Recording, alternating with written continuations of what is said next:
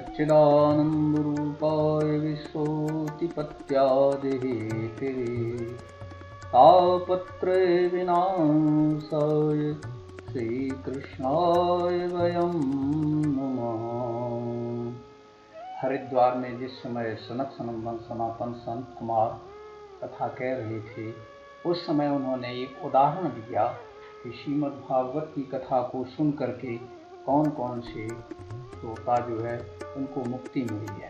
इसमें एक उदाहरण दिया कि जिसमें जीवन भर जिसने पाप किए हैं लेकिन फिर भी उसको मुक्ति प्राप्त हो गई। तुंगभद्रा नदी के किनारे एक उत्तम नाम का नगर है, जहाँ पर रहने वाला आत्मदेव नाम का ब्राह्मण है। इसकी धर्मपत्नी का नाम धुंधली है। आत्मदेव जी तपोनिष्ठ ब्राह्मण थे, सनातन धर्मी थे।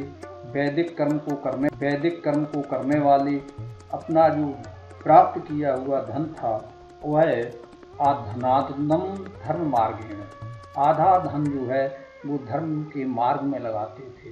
सब कुछ होते हुए भी आत्मदेव जी की संतान नहीं थी। एक दिन वो संतान दुख से दुखी होकर के पुत्रैष्णा से जो है बेचारे दुखी होकर के एक दिन जंगल में जाकर के अपने वंश की रक्षा करने के लिए दुखित हुए और वह एक वृक्ष के नीचे जाकर के आत्महत्या करने के लिए सोचने लगे। वहीं नीचे सरोवर था, वहाँ पर जब आत्महत्या करने के लिए तैयार हो गए, उसी समय एक जो है महात्मा जी आ गए और संत का दर्शन किया। संत महात्मा द्वारा दिया गया जो है दर्शन वह सुखदायी हो। जिस समय संत का दर्शन किया, महाराज जी सन्यासी थे, उन्होंने पूछा कि यहाँ पर क्यों दुखी हो। तब इन्होंने बताया सब कुछ है लेकिन मेरी संतान नहीं है। महाराज जी ने इनके भाव लक्षणों को देखा, बोले तुम्हारे तो 7 जन्म तक कोई संतान नहीं है। जब 7 जन्म तक के लिए कोई संतान नहीं है, इस प्रकार से कहा तो इन्होंने कहा कि वैसे तो मैं अभी मृत्यु को प्राप्त होता, लेकिन आपके सामने ही अपने प्राणों का त्याग कर देंगे, अन्यथा मुझे कोई पुत्र आप वरदान के रूप में दें। महात्मा ने कहा देखो, सुपुत्र होता है वह सुख देता है, कुपुत्रो दुखदायिका। कुपुत्र जो है वो दुखदायी होता है। लेकिन अंत में महाराज जी ने कहा लो एक फल ले जाओ, और फल को ले जा करके अपनी पत्नी को दे देना, जिसको खाने से वह जो है वो दे देना, जिसको खाने से वह जो है अति निर्मल पुत्र को उत्पन्न करेगी। लेकिन 1 वर्ष तक जो है नियम पूर्वक रहना पड़ेगा, जिसमें असत्य भाषण आदि नहीं करना है। सारे नियम बताए। महाराज जी बड़े प्रसन्न हुए, उस फल को लेकर के आए, अपनी धर्मपत्नी को दिया। धर्मपत्नी ने उस फल को लिया और फल लेकर के कुतर्क करने लगे। महाराज जी तो चले गए घूमने के लिए, लेकिन उसने जब फल लिया और फल लेकर कुतर्क करने लगी और अपनी सखी अग्रे रो रहा, सखियों के सामने, जो उसकी पड़ोसिन थी उसके सामने वह रोने लगी। उसने कहा अरे क्यों रो रही हो? तो कहा कि ये फल महाराज जी लेकर के आए हैं, इससे पुत्र उत्पन्न होने के लिए कहा है। तो उसने कहा तुम नहीं जानती हो, अगर फल का भक्षण करोगे तो फिर पुत्र तुम घर के कार्य नहीं कर सकती हो, और जो है जब घर के कार्य नहीं करोगी, अब देवोद्घाटी ब्रजेद ग्रामे पलायित गर्भिणी कथम, अगर जो है आग लग गई तो फिर गर्भावस्था के कारण तुम भाग भी नहीं सकती हो, तुम्हारे अंदर शरीर में शक्ति नहीं रहेगी। इस तरह से अनेक प्रकार के कुतर्क किए और अंत में वह फल जो इनके यहाँ गाय थी उसी को खिला दिया। अपनी बहन से कहा तो बहन ने कहा कि हमारे पुत्र उत्पन्न होने वाला है, हम कह देंगे कि हमारा पुत्र मर गया है और उस पुत्र को हम तुम्हें चुपचाप दे देंगे और हमारे पति को धन दे देना। इस तरह से जो है दोनों में मंत्रणा हुई और वह चुपचाप घर के अंदर रहने लगी। पंडित जी से कहा कि हमारी तो गर्भावस्था है, सब प्रकार से जो है सारी व्यवस्थाएं होने लगी। धीरे धीरे क्या हुआ है, बहन ने जन्म दिया पुत्र को। उसने कह दिया कि हमारे तो पुत्र नहीं रहा, जब पुत्र नहीं है तो फिर वह पुत्रों को ला करके इधर रात में ही उस पुत्र को ला करके और धुंधुली को दे दिया। महाराज जी आत्मदेव जी को जब पता चला है धुंधुली ने पुत्र को उत्पन्न किया है, बड़े ही प्रसन्न हुए। ब्राह्मणों को बुलाया, जात कर्म करवाया। जात कर्म करवाने के उपरांत तो फिर उस बालक का नाम धुंधकारी रखा। 3 महीने के बाद में फिर उस गाय ने भी एक बालक को जन्म दिया, जिसके शरीर तो पूरा जो है मनुष्य का है, लेकिन कान जो है वो गाय के थे, इसलिए इस बालक का नाम गोकर्ण रखा है। तो गोकर्णः पंडितो ज्ञान है, तो गोकर्णः पंडितो ज्ञानी धुंधकारी महान खलाओ। गोकर्ण तो बहुत विद्वान हुए और धुंधकारी महान दुष्ट हुआ। अंधे और बालकों को पीड़ा पहुंचाने वाला। धीरे धीरे क्या हुआ कि गोकर्ण विद्वान हो गए। ये तो तीर्थ के लिए चले गए घूमने के लिए। इधर धुंधकारी घर पर है, इसने अपने माता पिता को कष्ट देना प्रारंभ कर दिया। एक दिन दुखित होकर के जुआ भी खेलता, सारे कर्म करता था। इसके कारण दुखी होकर के महाराज आत्मदेव जी बड़े ही दुखी हुए और सोचने लगे अब क्या करें। बद्ध पंग महाराम सखा, जिस तरह से जो है बंधे हुए पैरों से बांध दिया जाता है, ऐसे तो अब हम कहाँ जाएं। पिता के दुख को देख करके गोकर्ण जी जो थे, पुत्र के दुराचरणों को देखकर आत्मदेव जी को गिलानी हुई और उसी समय गोकर्ण पिता के पास आ गए। गोकर्ण पिता को वैराग्य का उपदेश देने लगे। इन्होंने कहा देयस्ते मान सरोधरी भूमतिम त्यजत्वम जाया सुतादिषु सदा ममतां विमुञ्च पश्यान्यसम जगदिदं क्षणभङ्गुनिष्ठ वैराग्यरागिरसिको भवभक्तिनिष्ठाओ। यह देह जो है हाड़ मांस और रुधिर का पिंड है, इसे अपना मानना छोड़ दो। स्त्री पुत्रादि की ममता छोड़ दो।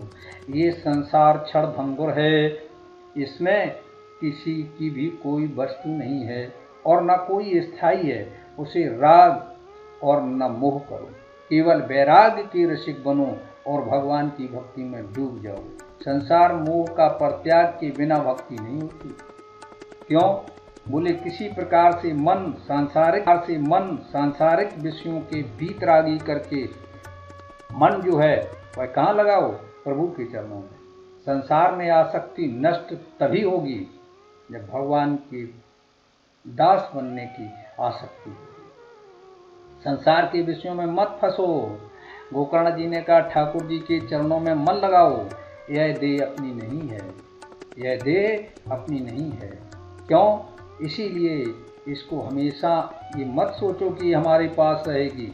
और तो क्या होगा? बोले अपना होगा ही कौन, जब देह ही नहीं अपनी है तो और कोई संसार में हो नहीं सकता है। बोले पिताजी अब बहुत गुजर गई है, थोड़ी रह गई है। गंगा के किनारे जाओ, धर्मम भजस्व सततम त्यज लोक धर्मम। भगवत धर्म को अपनाओ और संसार के धर्मों को छोड़ दो। संसार का धर्म क्या है? अन्यस्य दोष सेवा कथा रस मोह नित्य राम पिबत्वम। संसार का धर्म जो है अन्यस्य दोष गुण, दूसरे के लोगों के गुण और दोषों का चिंतन करना छोड़ दो। सेवस्व साधु पुरुषम, महापुरुषों के चरणों की सेवा करो। और जहि काम तृष्णा, काम की तृष्णा छोड़ दो। और इसके 6 अंग हैं। उत्तम क्या करो? श्रीमद् भागवत का पाठ करो। श्रीमद् भागवत के 10वें स्कंद का पाठ करो। कृष्ण सेवस्व साधु पुरुषम जहि काम तृष्णा। और कृष्ण लीला की कथा में मन को लगा दो, भावना रखो, तो फिर क्या होगा? हृदय में परिवर्तन हो जाएगा। सेवा और सत्कर्म में परदोष दर्शन विघ्न करता है, इसलिए दूसरे के अन्यस्य दोष गुण चिंतन, दूसरे के गुण दोषों का परित्याग कर दो। अपने पुत्र की वाणी को सुन करके आत्मदेव जी घर से निकल गए जंगल में और वहीं पर जाकर के गंगा के किनारे दशमस्य पाठात, दशम स्कंद का पाठ करने लगे। अब आत्मदेव जो है जब चले गए तब इनकी जो माँ थी धुंधली, उससे इसने धन मांगा और धन मांगने पर जब उसकी पिटाई की, रात में ही मैया धुंधली ने अपने प्राण एक कुएं में जाकर के गिर करके छोड़ दिए।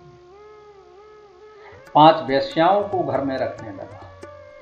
5 वेश्याएं जो है जब घर में रखने लगा, धीरे धीरे क्या हुआ, पंडित जी घर में चोरी करके लाते, धुंधकारी घर में चोरी करके लाता, राज खजाने से बहुत सा धन लेकर के आया। तब इन सब ने कहा कि एक दिन जब राजा को पता चल जाएगा तब फिर ये सब मिल करके और हम तुम क्या न करें, जब मरना ही है इसको, राजा के द्वारा मारा जाएगा, इसलिए इसको मार डालें। तब इन सब ने मिल करके उसके गले में फांसी का फंदा डाला और मारने लगी। जब धुंधकारी मरता नहीं दिखाई दिया, पापी मनुष्य जल्दी नहीं मरता है, तब वेश्याओं ने जलते हुए अंगारे इसके मुख में भर दिए और मार डाला। कहने का तात्पर्य क्या है, 5 इंद्रियां ही अंतकाल में जीव को मारती हैं, कष्ट देती हैं। उस समय जीव तड़पता है, छटपटाता है। उसके बाद वेश्याओं ने धुंधकारी का शरीर जो था वहीं घर में गाड़ दिया। कुछ समय रही, इसके बाद चली गई। अब गोकर्ण जी तीर्थों में भ्रमण करते थे। गांव के लोग मिले, उनसे पूछा हमारे भैया का क्या हाल है। तब सब तो शरीर को छोड़ गए, यमपुरी को चले गए। गोकर्ण जी ने हर तीर्थ में जाकर के इनके लिए कुछ ना कुछ पुण्य दान किया। जब गया में आए हैं तो गया में इन्होंने इसका श्राद्ध किया है। लौट करके घूमते हुए जब अपने घर में आ गए तो क्या हुआ, अपने घर में ही रात में जब लेटे हुए थे, अर्धरात्र थी तो रात में किसी के रोने की आवाज सुनाई दी। देखा एक आकृति सामने उपस्थित, शक्रम मीशाओ, थोड़ी देर में मेढ़ा बन गया, शक्र हस्ती, थोड़ी देर में हाथी बन गया, शक्रच इंद्रो अग्नि, इस तरह से स्वरूप दिखाई दिए। गोकर्ण जी समझ गए ये कोई प्रेतात्मा है। इन्होंने जल लिया और जो जल छोड़ा, बोले कौन हो तुम। तब इसने इशारा, बोलने की शक्ति नहीं है, हाथ में थोड़ा जल लेकर के फिर छोड़ा। जब वचनोच्चारण की शक्ति प्रदान की तब यह हाथ जोड़ करके कहने लगा, अहम भ्राता तुदयोस्मि धुंधकारी नामता, मैं आपका भैया धुंधकारी हूँ और सुकीये नेव दोषेण ब्रह्मत्वम नासितम मया, मैं आपका भैया धुंधकारी हूँ और अपने ही दोषों के कारण ब्रह्मणत्व का विनाश कर दिया है। गोकर्ण जी ने कहा तुम्हारे लिए हमने हर तीर्थ में पुण्य किया है, गया में तुम्हारे लिए श्राद्ध किए हैं। तब इस प्रीत ने कहा, गया श्राद्ध सती नापि मुक्तिर्मे न भविष्यति, गया में 100 बार पिंडदान कर दो तो भी मेरी मुक्ति नहीं होगी। गोकर्ण ने कहा ठहरो, एक जगह स्थान दिया, बोले यहीं ठहर जाओ, सवेरा होगा तब देखेंगे।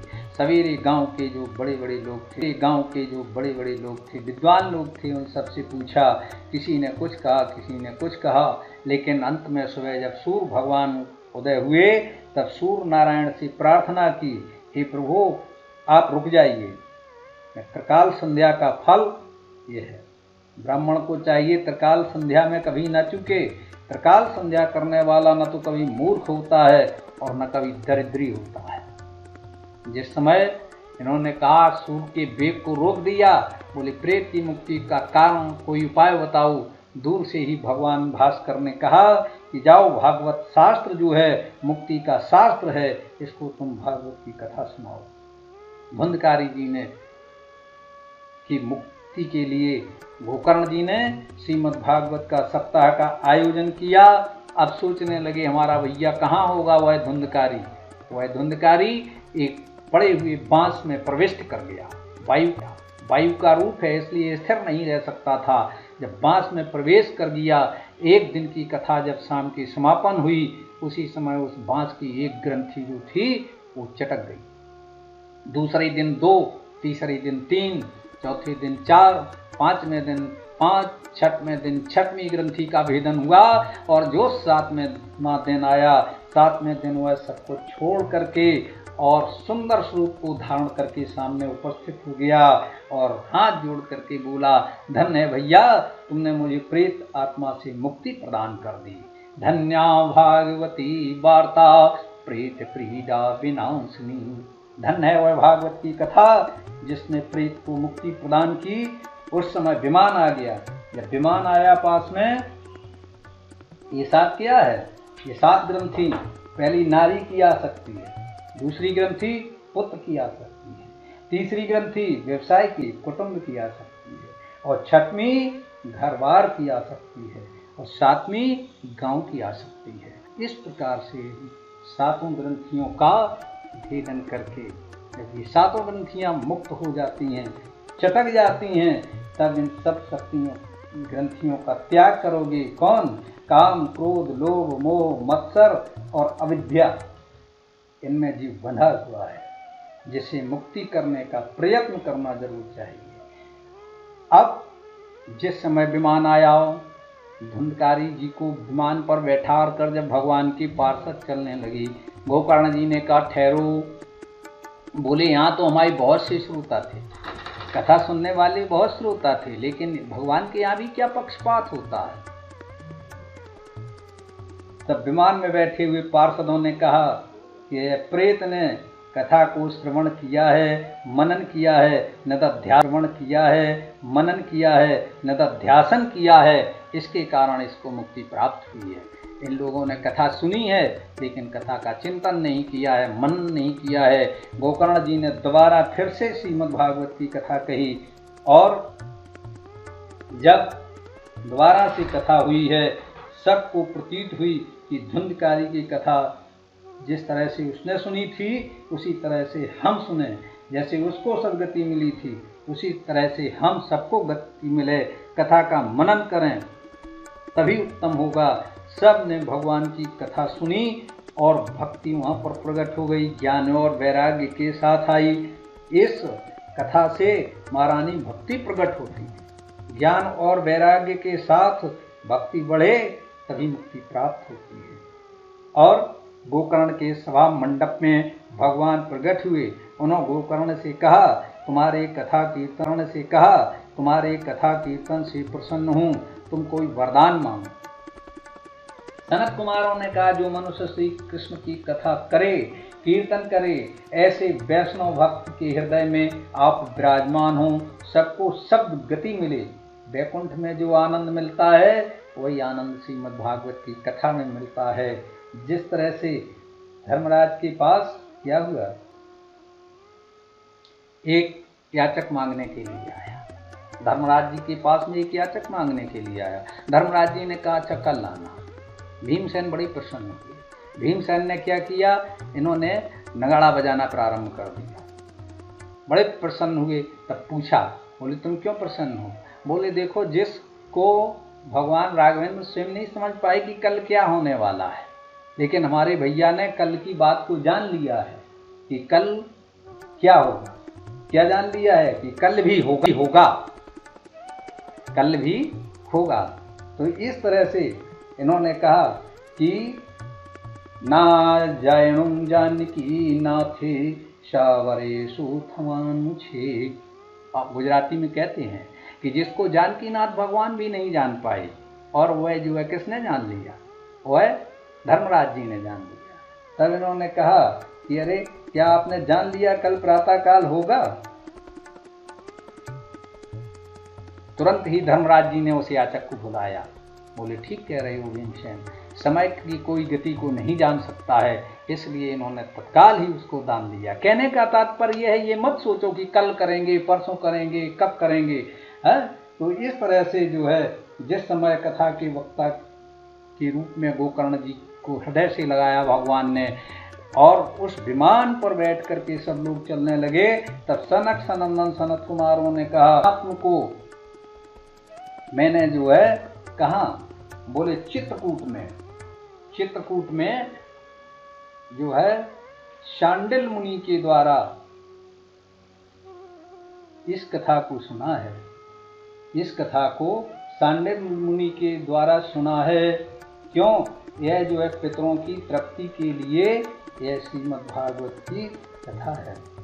इसको कभी झूठी या कपोल कल्पित नहीं समझना चाहिए। एक बार इस कथा का श्रवण करने से पाप की राशि भस्म हो जाती है। इसको श्राद्ध में पढ़ने से पितरों को तृप्ति मिलती है, और नित्य पाठ करने पर अपुनर्भवम वा, वह फिर जीवन मुक्त हो जाता है, मोक्ष की प्राप्ति होती है। इस तरह से इस गोकर्ण उपाख्यान को आपको बताया है। यह पितरों की तृप्ति के लिए इस गोकर्ण उपाख्यान धुंधकारी की कथा को अवश्य सुनना चाहिए, जो है साक्षी है कि प्रेत की मुक्ति का साधन अगर है तो श्रीमद् भागवत की कथा है। गया श्राद्ध से पिंडदान करने पर भी मुक्ति न मिले तो फिर क्या है? श्रीमद् भागवत की कथा। बोलिए वृंदावन बिहारी लाल की जय।